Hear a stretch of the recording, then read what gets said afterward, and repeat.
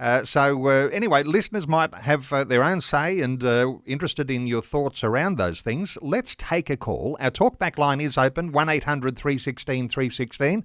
Let's first of all hear from Sue in Kingston in Tasmania. Hi, Sue. Welcome. Hi, Neil. Thank you for taking my call.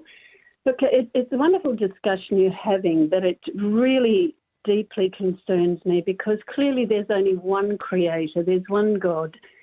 Jesus has given us the truth, and I've studied the Quran. I think because I came out of a very toxic Catholic family background with a lot of bad stuff in it, I was determined to find out what God's truth was, and it wasn't until I was 41 that I came to know Jesus. And the truth of John 3:16. So it saddens me deeply when I hear of this evil that's going on with the warrings, with the abductions, the killings, everything that's happening because of religion. When God is a God of love, and Jesus came to say, stop everyone, just honour the one creator, love one another, but put God first and be reconciled. So we're all Sue, I think you are reflecting what we'd even understand from the very first commandment out of the 10 commandments. But while that might be a commandment, doesn't mean that everyone's going to hold to that. And when you've got more than one God or more than one focus, as we're talking about, then you're actually looking at conflict. Sue, let's get a thought or two from our guest. Elizabeth, what are your thoughts for Sue? Yes, well, this goes right back to that age-old question, do Muslims and Christians worship the same God?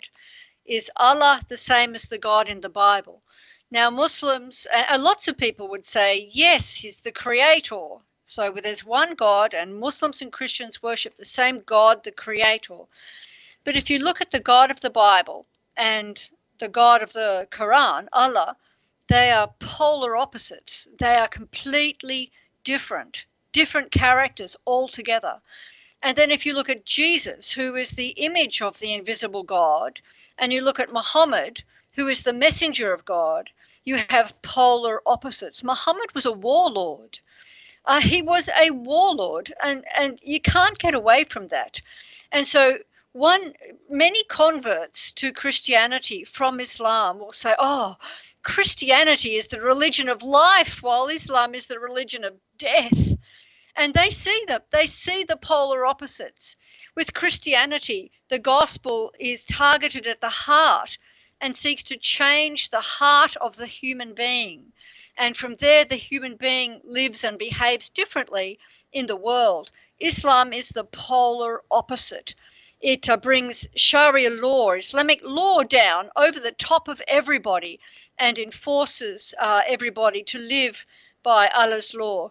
And it's very, very different to Christianity. I would have to say that while both religions recognize a creator, the character of Allah from the Quran and the God of the Bible, they are polar opposites. They're not the same. Sue in Kingston, Tasmania, thank you very much for venturing those thoughts. We're just not too long out from news. Stay with this just for a moment in the lead up to news for a quick comment, Elizabeth, because oftentimes you'll hear people talking about the monotheistic faiths, and you talk about Judaism and Christianity and Islam, and they say the common factor in there is they date their histories back to Abraham. But that's a fallacy, isn't it? As you're describing this now, even the history doesn't necessarily hold together, does it? No, it doesn't. And this is one of the things that's only really, I think, become part of scholarship, probably again since 9/11, when real critical scholarship in Islam really took off. There's some really interesting studies that have been done, even on things like geography. The geography of the Quran doesn't match up with the geography of the Middle East. And many people believe that it's very likely that a lot of the theology of Islam developed later than the Arab expansions, the Arab imperial wars, that it was probably centered around maybe Petra in Jordan, which is an earthquake zone, and that this was like part of like an apocalyptic type of a religion. It's really, really complex. So there's a lot of controversy in that area at the moment. We might talk some more about that. Listeners can participate 1-800-316-316. A question, a comment, even a critique for our conversation, welcome. 1-800-316-316. Elizabeth Kendal is our guest, religious liberty analyst. Her website, elizabethkendal.com. And she's been writing about these issues we've begun to discuss around Indonesia. There's plenty more to talk about, and we're continuing after Vision National News.